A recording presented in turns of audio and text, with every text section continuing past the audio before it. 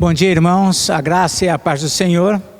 Estamos iniciando mais uma escola dominical e é sempre um momento precioso para aprender, né? Esse é o objetivo sempre da nossa EBD. Vamos fazer leitura aqui no Evangelho de Mateus, capítulo 5. Aqui o início aqui desse capítulo trata-se aqui das bem-aventuranças. Bem-aventuranças. Vamos ler do verso 1 ao verso 12. Mateus capítulo 5, 1 a 12. Diz o seguinte: vendo Jesus as multidões, subiu ao monte, e como se assentasse, aproximaram-se os seus discípulos, e ele passou a ensiná-los, dizendo: bem-aventurados os humildes de espírito, porque deles é o reino dos céus. Bem-aventurados que choram, porque serão consolados. Bem-aventurados os mansos, porque herdarão a terra. Bem-aventurados os que têm fome e sede de justiça, porque serão fartos. Bem-aventurados os misericordiosos, porque alcançarão misericórdia. Bem-aventurados os limpos de coração, porque verão a Deus. Bem-aventurados os pacificadores, porque serão chamados filhos de Deus. Bem-aventurados os perseguidos por causa da justiça, porque deles é o reino dos céus. Bem-aventurados sois quando por minha causa vos injuriarem e vos perseguirem e mentindo disserem todo o mal contra vós. Regozijai-vos e exultai, porque é grande o vosso galardão nos céus, pois assim perseguiram os profetas que viveram antes de vós. Vejam que no início aqui do texto, Jesus viu as multidões, subiu ao monte, se assentou, aproximaram-se os discípulos e diz assim o verso 2, e ele passou a ensiná-los. O ensino foi algo que ocupou grande parte do ministério de Jesus. Jesus estava sempre ensinando. Os evangelhos é tudo que diz, todo esse respeito com relação àquilo que ele fazia, ensinava. O que os apóstolos realizaram, vemos lá no livro de Atos dos Apóstolos, foi fruto do seu ensino. E a escola dominical, irmãos, é um momento que também nós podemos aprender. Então, nosso desejo é que através de todo o ensino, de tudo aquilo que for passado aos irmãos, os irmãos possam aprender, possam crescer, desenvolver a sua fé, através do ensino da palavra, da ministração da palavra fiel ao Senhor. Vamos, portanto, orar a Deus e rogar que Ele nos conduza nesse tempo de EBD. Senhor nosso Deus, abençoa por favor a nossa escola dominical. Não somente a nós, mas as demais igrejas, irmãs que têm trabalhado, ainda que de forma online, virtual, para que o ensino continue. Abençoa a nossa congregação Oceã, tudo que tem sido feito ali. Abençoa-nos nesse tempo, ó Deus, dirige-nos, usa-nos, abençoa os professores da IBD que têm se esmerado nesses tempos de pandemia, Senhor, para ministrar, para online, encaminhar os estudos, os assuntos para que possamos aprender mais. Dá-nos a tua bênção, oramos, agradecidos em nome do Senhor Jesus. Amém. Muito bem, irmãos, nós vamos ter alguns momentos de cânticos espirituais e depois nós retornamos.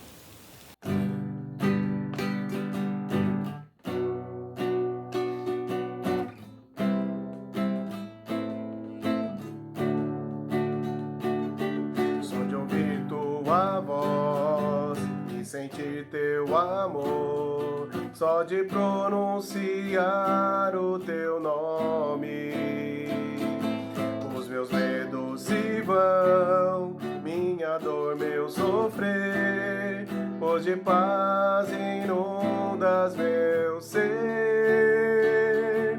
Jesus, só o teu nome que transforma em alegria o mais triste coração. Jesus, só o teu nome é capaz de dar ao homem salvação. Só de ouvir tua voz e sentir teu amor, só de pronunciar o teu nome, os meus medos se vão, minha dor, meu sofrer, hoje paz inundas meu ser. Jesus, que doce nome, que transforma em alegria o mais triste coração. Jesus, só o teu nome é capaz de dar ao homem salvação. É capaz de dar ao homem salvação.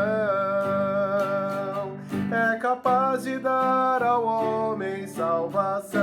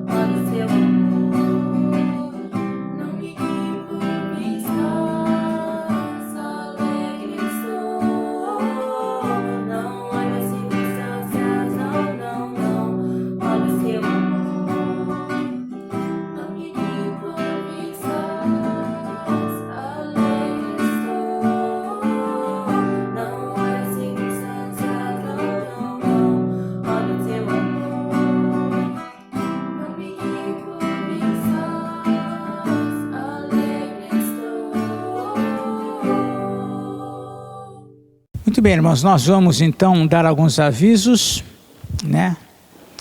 E vamos ter os trabalhos normais durante a semana. Continuamos dentro dessa questão da quarentena. Estejam orando pela igreja. Temos procurado fazer o melhor para manter a igreja sob o ensino, sob a palavra. Orem pela liderança da igreja. Nós também Teremos os trabalhos, portanto, durante toda a semana, terça, quarta, quinta, sexta, sábado, domingo, como tem sido já comum, a EBD na terça-feira, aula com os adultos ou casais, quartas-feiras estudos bíblicos, quinta-feira reunião de oração, live, sexta-feira os adolescentes, a aula dos adolescentes da EBD, sábado jovens e assim sucessivamente. Continuemos orando pelo nosso país, pela nossa igreja. Nós vamos agora apresentar os irmãos que aniversariaram esta semana e depois teremos a ministração da palavra nesta manhã com o reverendo Cláudio. Que Deus os abençoe.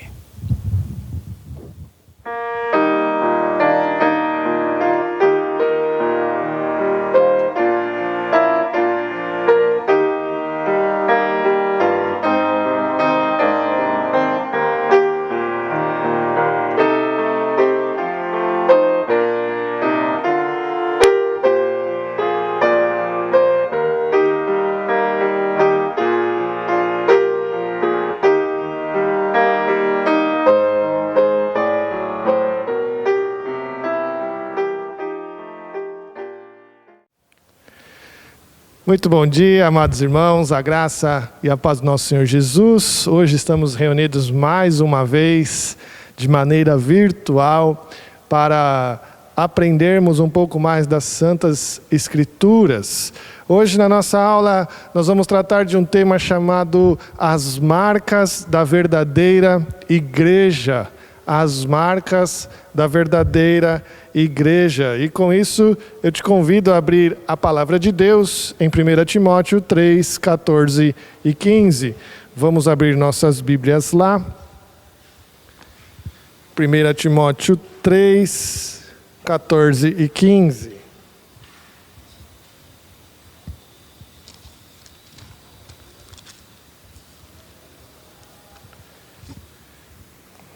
Esse texto trata um pouco sobre a igreja, da qual nós vamos falar um pouco hoje e tentar entender o porquê de aprender sobre as marcas da verdadeira igreja. 1 Timóteo 3, versículos 14 e 15.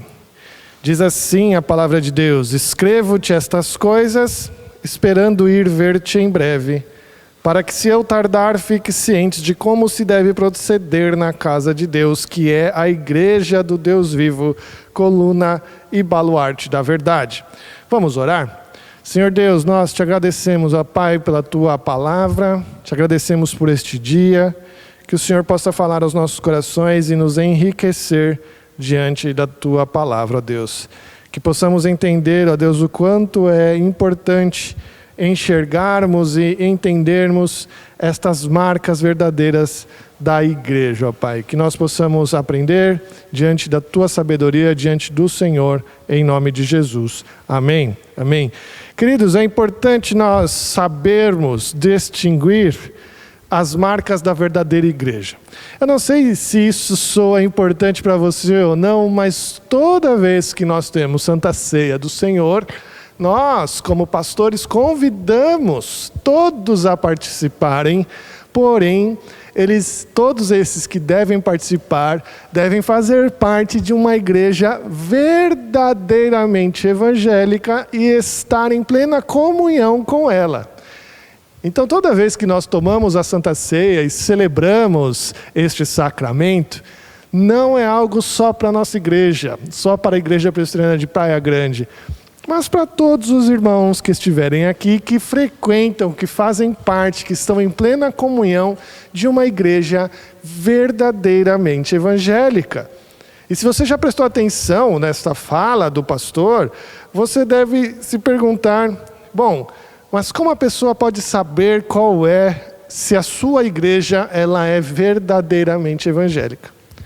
E isso cabe a nós nos perguntarmos, porque imagina só um dia você precisar mudar de cidade, imagina um dia você precisar ir morar em outro lugar e você andar na cidade e ver que ali não tem nenhuma igreja presbiteriana e você fala, poxa, qual igreja eu vou frequentar? E aí você deve se preocupar com estas marcas da verdadeira igreja, para saber se a sua igreja é uma igreja verdadeira. Não é mesmo? Ainda mais nos dias de hoje, nos dias de hoje que podemos observar que existem diversas igrejas, de diferentes nomes, de diferentes posições, de diferentes pensamentos. E aí você precisa saber qual é essa igreja, né? E você tem que se preocupar com isso, né? Eu não sei se você já parou para observar uma pregação de outra igreja, mesmo que seja pela televisão, pelo rádio, ou se você viajou, foi para alguma outra igreja e observou uma pregação, e de ouvir aquela pregação você fala, poxa, tem alguma coisa aí que não está caindo bem, não é algo que eu entenda como certo, não é? Este é um problema sério, porque você tem que analisar esta igreja para saber o seu conteúdo, do que ela está falando. Não é? É por causa desse problema que a igreja reformada não fazem uma lista de nomes de igrejas verdadeiras, com todos os nomes descritos ali, falando essa é verdadeira, essa não é, essa é verdadeira, essa não é. Não, a igreja reformada não faz isso, mas a igreja reformada distingue algumas marcas de uma igreja para nós podermos saber se essa é uma igreja verdadeiramente evangélica ou não, né? E essas marcas não foi eu quem as inventei, mas ela vem da reforma do século XVI.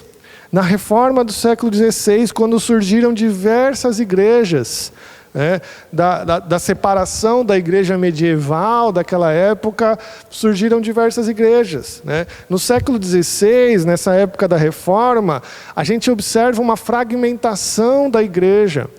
A igreja sai ali do poder, de um poder centralizador de Roma, rompe com esse poder e surgem diversos tipos de igrejas, distintos tipos de igrejas divergentes, né? E eles tinham a ideia de que a igreja agora, separada de um polo centralizador, ela poderia caminhar e abrir diversas igrejas em diversos lugares, porém debaixo de diferentes tipos de teologia e de pensamento, não é? Eles tinham a crença de que tinham diferenças nas suas confissões, nas suas formas de governo, diferenças na sua liturgia, né? E todos eles reivindicavam ser uma igreja verdadeira. Mas, como saber? Como saber, nesse contexto de que eles viviam no século XVI, como saber se a igreja ela é verdadeira ou não? Não é? Para a igreja medieval, né, onde o bispo estava, a igreja também estava. Então, o bispo que era autorizado pela igreja de Roma estava no lugar, ali estava a igreja, porque ele estava ali por uma autorização da igreja, então ali a igreja estava. Depois desse rompimento da fé reformada, não era mais a presença do bispo que fazia a igreja. E aí eles começaram a identificar este problema de como nós podemos saber, né, quais são as marcas de uma igreja autêntica. E os reformadores lutaram por esta questão, para identificar uma igreja como uma igreja verdadeira, autêntica, não é? E precisamos entender isso diante das Sagradas Escrituras e de como nossos pais da igreja pensaram. Os reformadores protestantes tomaram uma posição diante deles. Eles buscaram desenhar uma marca para que a igreja seja tida como verdadeira. E eles acabaram concordando, né, a maioria deles, dos nossos reformadores, concordaram com 3 marcas distintas desta verdadeira igreja. Primeiro, Eles diziam que a igreja, para ser uma igreja verdadeira e autêntica, ela deve pregar a palavra com fidelidade. Essa é a primeira marca da igreja verdadeira. A segunda marca é que a igreja verdadeira é aquela onde os sacramentos são corretamente administrados. E a terceira marca de uma igreja verdadeira é que ela pratica a disciplina de seu povo. São 3 marcas, então: pregação fiel da palavra de Deus, ministração fiel dos sacramentos e disciplina. São as 3 marcas de uma igreja verdadeira, né?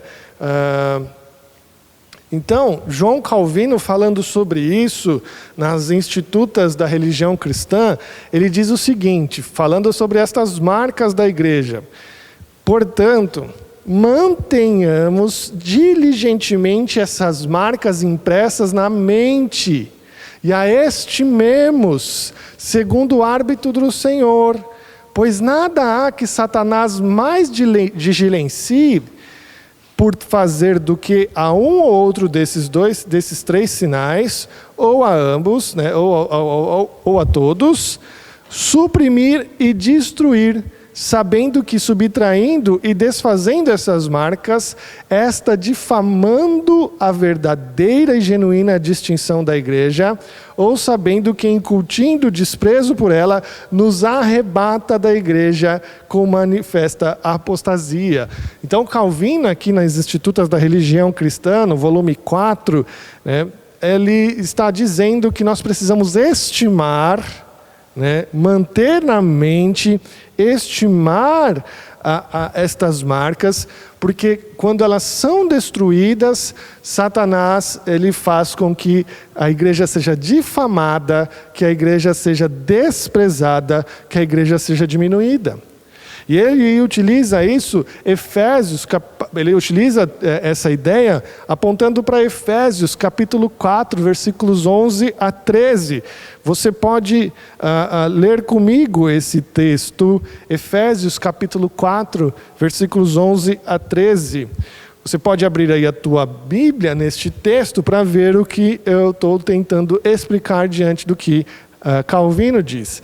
Efésios capítulo 4, versículos 11 a 13 diz: e ele mesmo concedeu uns para apóstolos, outros para profetas, outros para evangelistas e outros para pastores e mestres, com vistas ao aperfeiçoamento dos santos, para desempenho do seu serviço, para a edificação do corpo de Cristo, até que todos cheguemos à unidade da fé e no pleno conhecimento do Filho de Deus, a perfeita varonilidade, à medida da estrutura e plenitude de Cristo. Então Calvino, utilizando esse texto, está dizendo: quando uma dessas marcas da igreja ela é desprezada, a igreja não é edificada.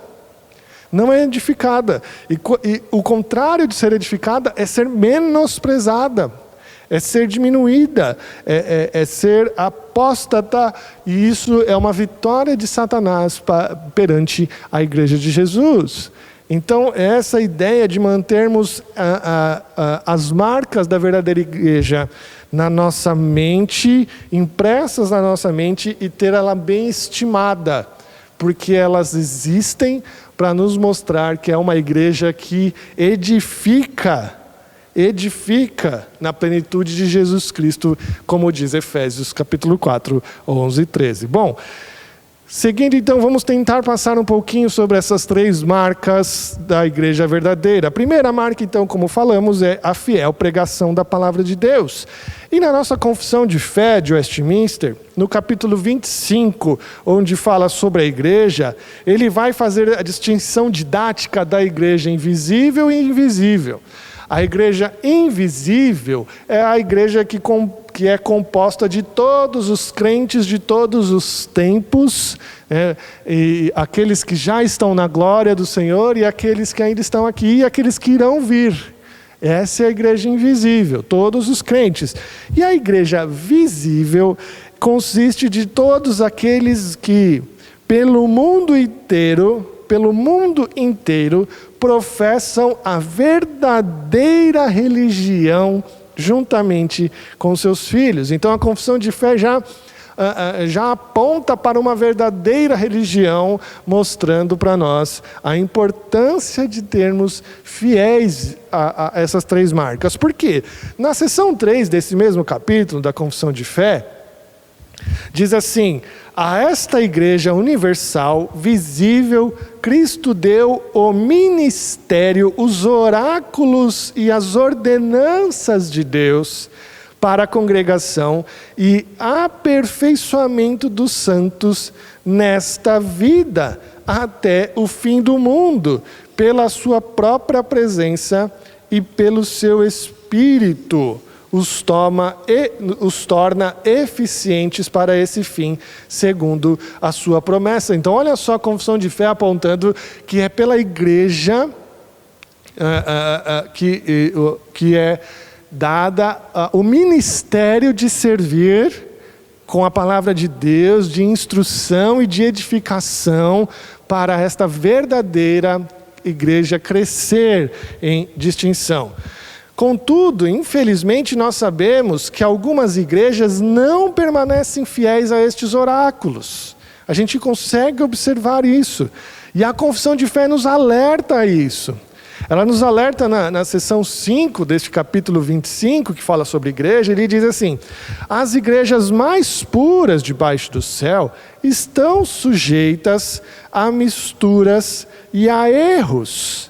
Algumas têm se degenerado a tal ponto de não mais serem igrejas de Cristo, e sim sinagogas de Satanás. Olha o que a confissão de fé está dizendo, que quando uma igreja, mesmo nós sabendo que podemos errar e equivocar em um ponto aqui e outro ali, mas existem igrejas que estão tão confusas, com tantas misturas, com tantos erros, que elas deixam de ser igrejas de Jesus e passam a ser sinagogas de Satanás. Olha que perigo nós temos de ir para uma igreja achando que vamos adorar a Jesus Cristo e acabamos entrar em uma igreja que é sinagoga de Satanás. Por isso os reformadores disseram que nós precisamos estimar demais essas marcas, para não cairmos neste erro. É um grande perigo para nós aceitarmos ensinamentos de igrejas que estão demasiadamente erradas, demasiadamente misturadas, místicas. Pois como a confissão de fé nos alerta, meus irmãos, elas são consideradas sinagogas de Satanás, e não podemos nos alimentar do pai da mentira. Não podemos nos alimentar daquele que quer destruir e matar as pessoas. A igreja, ela deve ser coluna e baluarte da verdade, como a gente observou aqui em 1 Timóteo 3. Coluna e baluarte da verdade. É isso que precisamos observar. Paulo, quando diz isso aqui na igreja, diz isso aqui para Timóteo, né, para o jovem pastor Timóteo, ele está buscando instruí-lo a ficar firme e alicerçado na palavra de Deus. Então a igreja precisa entender que ela deve estar sempre baseada nas Escrituras, para não cair no erro, para não cair na mistura, no misticismo. Ele sabia, Paulo, ao escrever a Timóteo, que a igreja deve ter um esforço diligente pela firmeza na doutrina das Escrituras, um esforço de se manter fiel, que são palavras de Deus para nós, e permanecer dentro da palavra significa permanecer fiel ao Senhor. Fiel a Cristo. Precisamos conhecer essas marcas, estimá-las, tê-las com cuidado, para não ser enganados pelo inimigo, e ao invés de ser alimentados, nós teríamos a nossa fé minada, roubada, destruída. Olha que perigo que nós corremos ao aceitar qualquer igreja como igreja verdadeiramente. uma igreja verdadeira evangélica. Não podemos, temos que tomar cuidado, temos que tomar precauções para isso. Difícil nós pensarmos assim, porque podemos nos achar donos da verdade, mas a verdade não está em nós, está na palavra de Deus, e por isso que a marca não é sobre a liderança da igreja, mas a marca a liderança da igreja está fundamentada na palavra de Deus, e não em outra coisa. Uma das primeiras coisas que nós precisamos observar diante dessa primeira marca é que a igreja, ela deve ter a Bíblia como algo inspirado e inerrante. Inspirado e inerrante. Ou seja, perfeita, e por isso não contém erro algum. A primeira coisa que nós precisamos entender da palavra de Deus para uma igreja ter esta marca é que essa igreja tem que ter a Bíblia com muita estima. Ou seja, a Bíblia é inerrante, a Bíblia está 100% correta. Muitas igrejas hoje não estão levando isso a sério. Não estão levando isso a sério. Até mesmo colocam dúvidas em muitos ensinamentos basilares. Como, por exemplo, a criação. Muitas igrejas hoje já estão colocando em dúvida a criação, se ela foi como Gênesis 1 trata. Muitas igrejas hoje estão falando, olha, esse texto ele não é muito literal, esse texto a gente pode trabalhar de alguma forma, e já coloca em dúvida, já coloca em xeque o primeiro texto da palavra de Deus. Muitas igrejas hoje duvidam do dilúvio. Não, o dilúvio não foi completo, né? Não foi toda a terra, mesmo a Bíblia falando que foi completo. Muitas igrejas hoje colocam em dúvida a morte, a ressurreição de Jesus, e falam que Jesus, na verdade, não morreu, mas desmaiou. Muitas igrejas hoje consideram menos importante a fala de outros autores bíblicos diante da fala de Jesus. Sabe aquela Bíblia que a fala de Jesus está em vermelho? Está errado, porque você olha para ela e fala, não, essa aqui é importante porque está em vermelho. E na verdade toda a Bíblia é palavra de Deus para nós, mesmo ela sendo falada por Moisés ou sendo falada por Jesus. Ambos são inspirados por Deus e ambas as falas têm valor igual para a nossa vida. Precisamos observar isso. É muito importante. Grandes heresias são criadas pelo menosprezo do estudo fiel das Escrituras. Certa vez eu fui ensinar um amigo meu sobre predestinação. E ele trabalhava comigo, então durante dias, assim, no horário de intervalos, a gente conversava e eu tentando ensiná-lo uma visão da nossa visão de predestinação. Eu fui tentar ensinar sobre predestinação para ele e eu mostrei diversos textos bíblicos sobre predestinação. E comecei a mostrar e falar, não dá para não crer na predestinação, tem diversos textos bíblicos. E aí ele falou, mas você toma a Bíblia como muito importante para você. Aí eu falei, poxa, então não tem mais como discutir. Se a pessoa não tem a Bíblia como algo importante, se a pessoa não tem a Bíblia como algo de valor final para ela, já não tem mais como discutir, não tem como ensinar nada, porque já passa a ter outros valores mais importantes que as Sagradas Escrituras. Então nós não podemos tirar isso de mente. A Bíblia é completamente inspirada e inerrante. Inerrante, não contém erros. A Bíblia contém todo o poder para salvação. A Bíblia é suficiente diante da ação do Espírito Santo para salvar o homem. Alguns falsos pastores, alguns falsos mestres vão utilizar esse termo, né, de forma sutil e dirão que a Bíblia contém a palavra de Deus, mas ela não é a palavra de Deus. E isso é um erro grosseiro. Ela não contém a palavra de Deus, a Bíblia é a palavra de Deus. Então, pessoas que querem tomar algum poder para elas mesmas, elas falam, não, a Bíblia contém a palavra de Deus. E algumas não são poder, algumas não são palavra de Deus. Então, ela toma para ela essa interpretação e corrompe o ensinamento das Sagradas Escrituras diante do que ela tem para nós. E ela vai dar a interpretação que ela acha importante para qual ponto ela achar que é válido, que é palavra de Deus. Então, o ensino que ela acha que é válido, ela fala, não, esse aqui é palavra de Deus. Esse aqui que ela não acha importante, ela vai dizer, esse aqui não é palavra de Deus, né? Esse aqui é histórico, é só uma história que passou, é só um complemento, não é?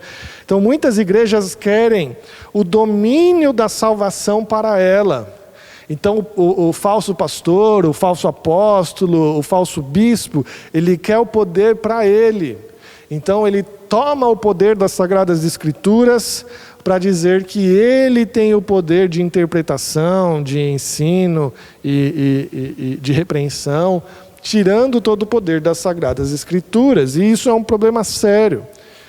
Um problema sério da pessoa tomar a honra das Sagradas Escrituras e tomar para ele a glória que só é devida a Jesus. Então, precisamos tomar cuidado com isso. Nós precisamos entender também que a Bíblia é completa para todos os problemas espirituais e emocionais do homem. A Bíblia é completa.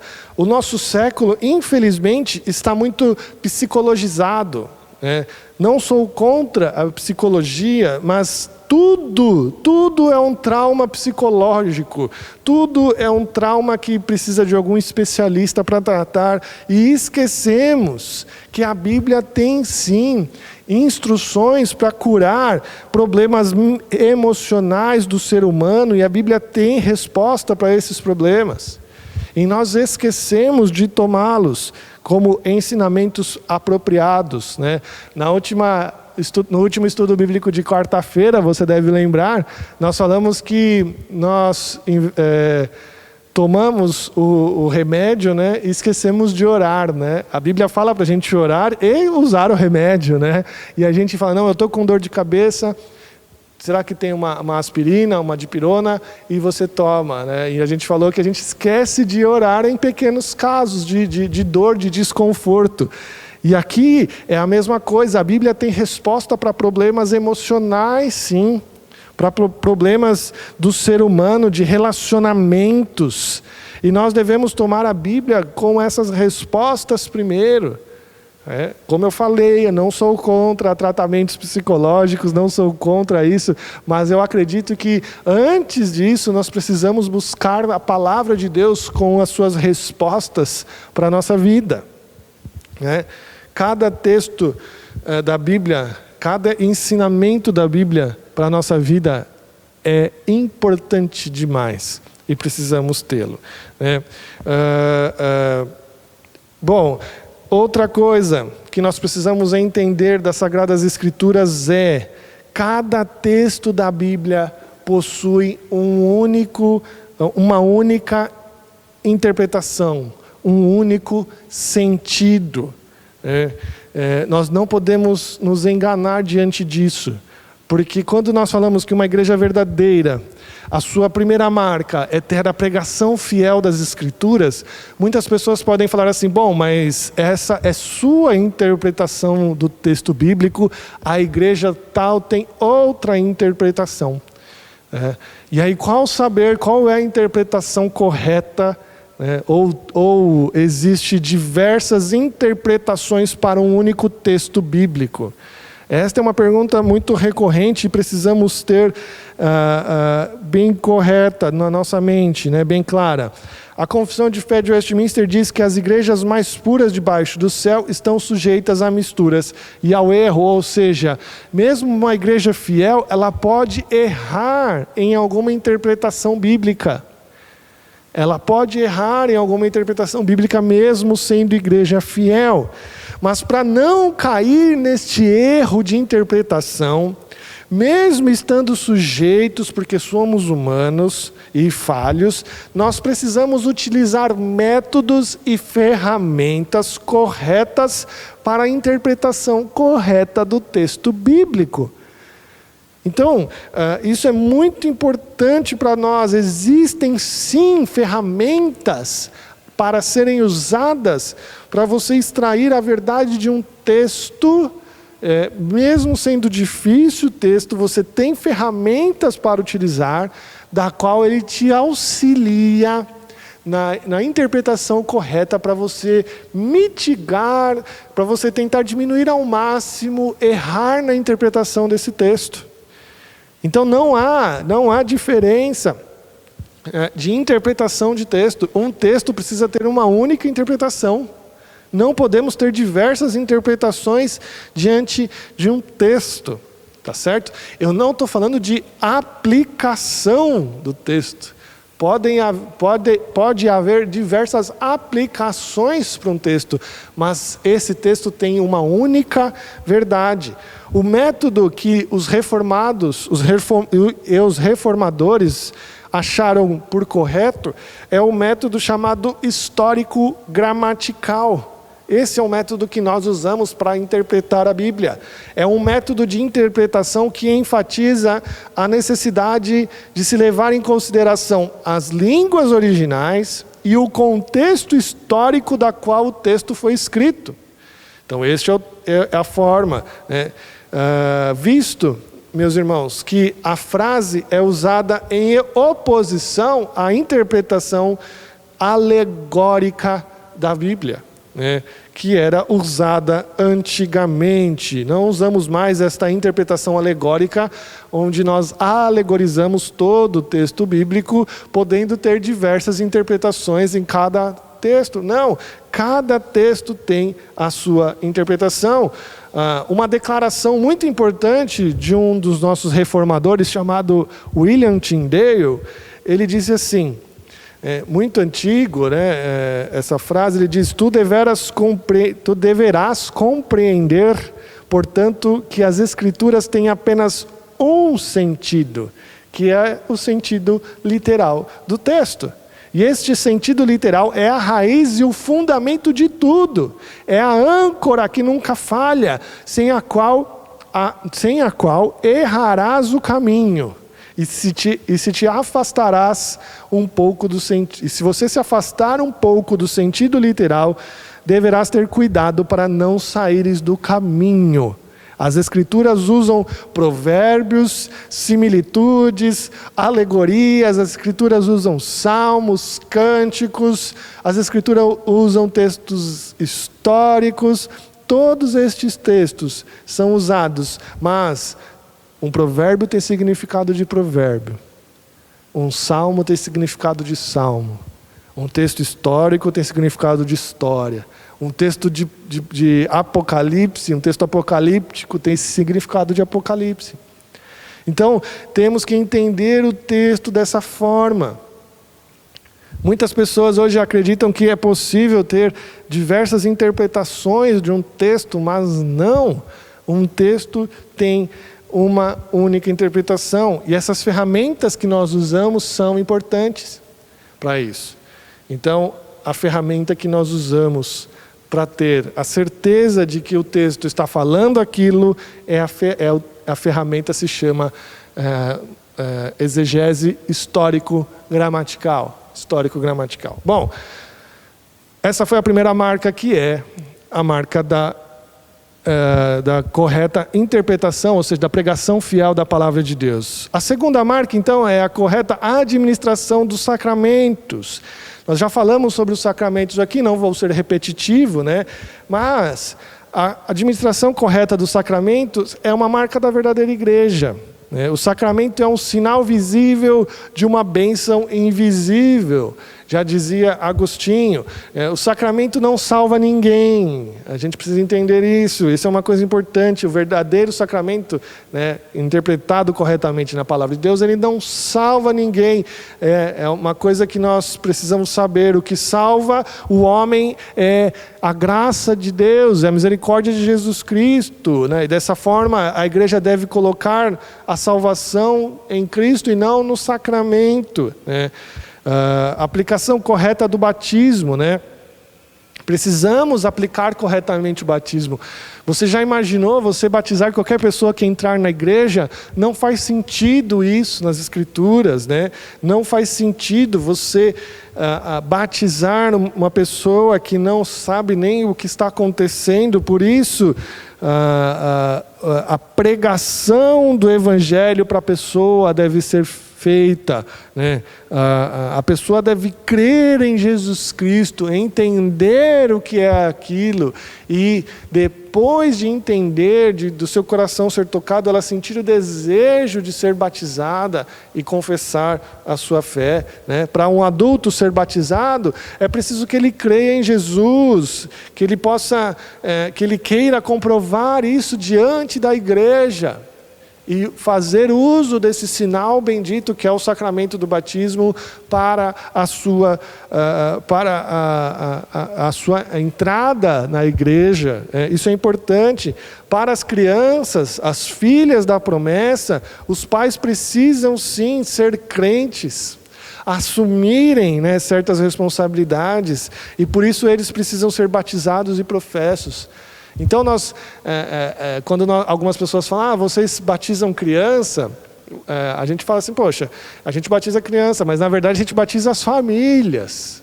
As famílias, nós entendemos que a família faz parte da aliança, e as crianças não podem ser excluídas da família, né? Então o batismo é uma marca visível, e também precisamos entender que o batismo não possui duas fases. O batismo não é dividido em dois. Não existe batismo com água e depois batismo com fogo. Nenhum lugar da Bíblia a gente observa isso, né? Nós percebemos nos textos que falam sobre batismo que houve sim um fenômeno de falar em línguas que ocorreu no Pentecostes. Muitos falam que existe a necessidade de se falar em línguas para ser batizado fielmente, mas não, né? Não existe isso não tem base bíblica nenhuma. Foi uma profecia para aquele momento do Pentecostes, ocorreu só naquele momento ali do Pentecostes, e em nenhum outro lugar mais isto ocorre, né? Então, o batismo fiel das Sagradas Escrituras, ele não salva, ele é um batismo para todas as pessoas que creem em Jesus Cristo, que fazem parte de uma família da aliança, filhos da promessa, e que usam desse sinal para serem abençoados, né? E o sacramento da Santa Ceia da mesma forma. Nós devemos tomar cuidado para que ninguém tome a Santa Ceia sem discernimento. Lembra que Paulo nos ensina isso lá em 1 Coríntios 11, né? É preciso saber o que significa a Santa Ceia. A Santa Ceia sim carece de um consentimento ajuizado para que a pessoa entenda do que se trata, para não ser réu do corpo, não tomar juízo para si, né? Não podemos dizer que a Santa Ceia é somente um memorial, né, como uma foto colocada na parede. Não, ela é muito mais do que isso. Ela é uma promessa de bênção. A Santa Ceia é uma forma assim de celebrarmos a morte e a ressurreição de Cristo através do alimento espiritual que nós tomamos. Então nós já falamos muito sobre esses dois sacramentos em outras aulas, né? Você pode, se quiser se aprofundar mais, voltar lá. Mas essa é a segunda marca da igreja. A primeira é a fiel pregação da palavra de Deus. A segunda é a fiel ministração dos sacramentos. E a terceira marca da igreja é o correto exercício da disciplina eclesiástica, né? Essa é uma marca importante da igreja. Nós todos sabemos que não é certo deixar um filho do qual amamos sem disciplina, né? Nós precisamos disciplinar nossos filhos, e isso também é verdade diante de Deus e Pai, que é um Pai amoroso e disciplina o filho a qual ama. Hebreus 12, de 4 a 12, fala isso. Nosso Deus disciplina, sim, os quais Ele ama. Algumas igrejas, infelizmente, fecham os olhos para a disciplina. Parecem que estão com medo de perder as pessoas do seu convívio e, através da disciplina, tem medo de perder as pessoas através da disciplina e se esquecem desta fiel marca e verdade bíblica. Uma igreja, meus irmãos, que se diz fiel nas Sagradas Escrituras e temente ao Senhor, deve disciplinar aqueles que andam fora e longe do caminho do Senhor. Deve disciplinar. A disciplina é um passo bíblico importante para a pureza e santidade da igreja, a qual deve caminhar diante do Senhor. Em diversos textos bíblicos, né, ele insiste de que mantenhamos a santidade da igreja. Você deve lembrar daquele caso de Paulo, lá em 1 Coríntios 5, onde ele pede a expulsão de um homem que tinha um caso com a esposa de seu pai. Imagine a situação, o pai se casou uma segunda ou terceira vez, nós não sabemos, o pai na igreja com a sua esposa e o filho frequentando a igreja, tendo um caso com aquela mulher, e a igreja continuava sem discipliná-lo, e Paulo pede para que ele seja assim disciplinado, seja expulso da igreja, para que a igreja se mantenha fiel, santa, diante de Deus e reflita a Jesus Cristo. Queridos, essas são as 3 marcas da igreja verdadeira. E estar familiarizado com essas marcas é muito importante para nós. Sim, nós não podemos de maneira alguma confundir uma dessas marcas e beber de ensinamentos de igrejas que não são igrejas cristãs. Não são igrejas cristãs. Isso seria terrível para a nossa vida, nos alimentar de uma igreja que, como a confissão de fé diz, é sinagoga de Satanás. Tome cuidado com isso, preste muita atenção, guarde essas marcas na cabeça, para que nós possamos continuar fiéis ao nosso Senhor, buscando a santificação. Amém? Que Deus os abençoe, fiquem com Deus, até mais no culto da noite. Tchau, tchau.